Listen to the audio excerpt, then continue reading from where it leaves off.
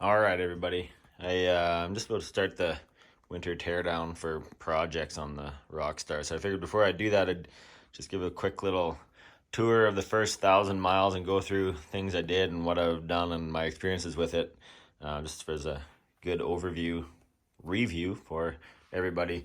I just tossed on the first of the upgrades there. Those Shimano Dior brakes will be going on. But anyways, besides the point, we'll talk about the upgrades after. First of all, first things first, I've got 1,020 miles on it this year, 1,640 kilometers put on in the first year with the bike, first season here. There were lots of issues I heard from people with connections, disconnecting while riding, things rattling, whatever.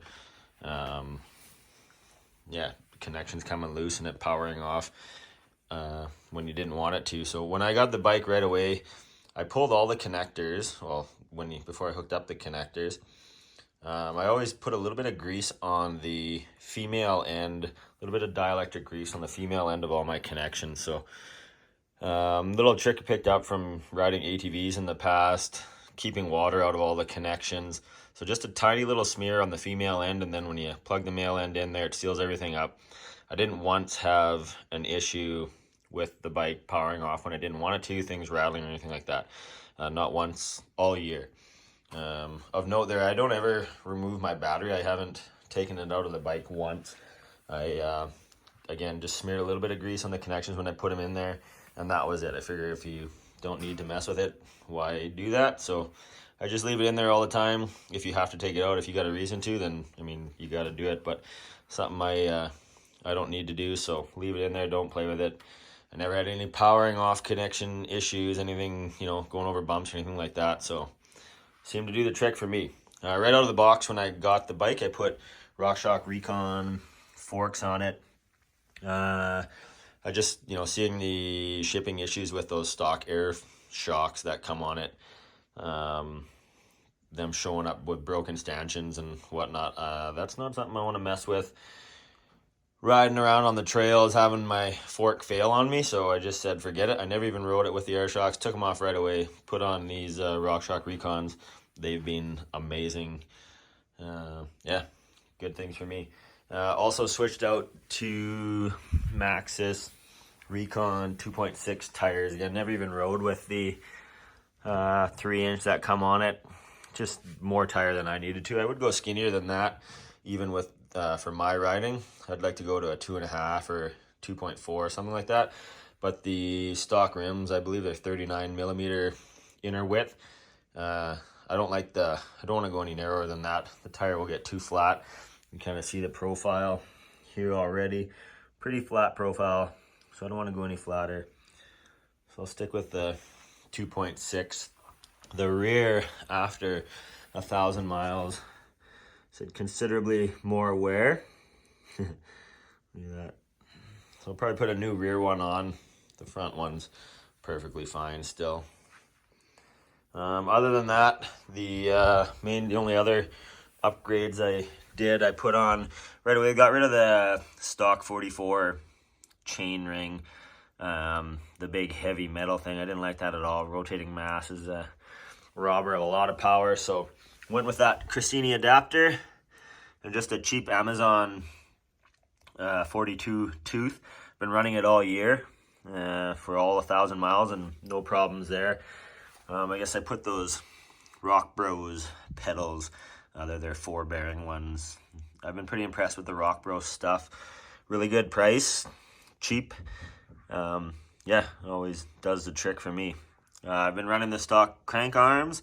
Like I said, when I put those crank bolts in, I've taken them on and off a few times now, changing out chain rings and whatnot. Never had an issue. I put blue Loctite on them, give them, 6 or 8 rat-a-tat taps with the DeWalt impact driver. Not the impact wrench, just the DeWalt 20-volt impact driver. Never had an issue. So, yeah, again, just a little something that I've done, worked for me. I think I'm going to switch out that. I ordered a 40-tooth chain ring as well. That'll be a winter switch. Switched out to the 40-tooth. I don't hardly ever get down into that bottom cog there, that smallest cog, the highest gear. So I figure I might as well go to a little bit lower tooth count in the front there. I went stock 44. This is a 42. Been running that all year, and even with that, like I said, never get down into that highest gear. So, or the smallest cog. Same thing there, right? That bottom gear. So I'm gonna put on a 40 tooth, and maybe I can utilize that bottom gear a little more, and then obviously I pick up a little bit more in that top climbing gear. So might as well have it. Where am I riding? I don't do a ton of any long big climbs, but it's nice to have that. I noticed on the stand I put the I got a little cable USB dongle from Green Bike Kits that unlocks the speed, so I can get 60 kilometers an hour on just throttle with it. I noticed that when I do that in the second from smallest gear, it gets up to that 60 kilometers an hour, obviously a little bit quicker and easier. With when you're in that lowest gear, take some try to get up there. So going in that second gear, again, putting that 40 tooth on there, hopefully it'll allow it to get to that 60 in the bottom cog. I'll lift the bike up here quick, power it on, and we'll show you that 60 kilometer an hour with the USB dongle. See if we got any juice. I got all the controls loosened off because I'm putting those brakes on there. So let's take a look here. Just throttle, obviously. I'm gonna shift down gears a little bit.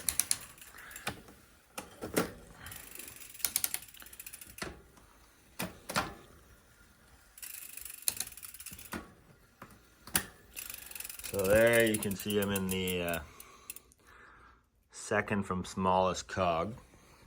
So bring up to speed, just throttle.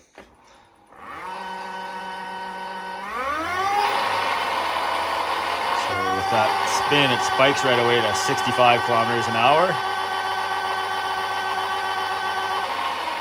And then the governor, if you will, that electronic governor takes over and slows her to 60. So gets up to 60 kilometers an hour, which is more than fast enough, but you know, it's kind of fun to say you can.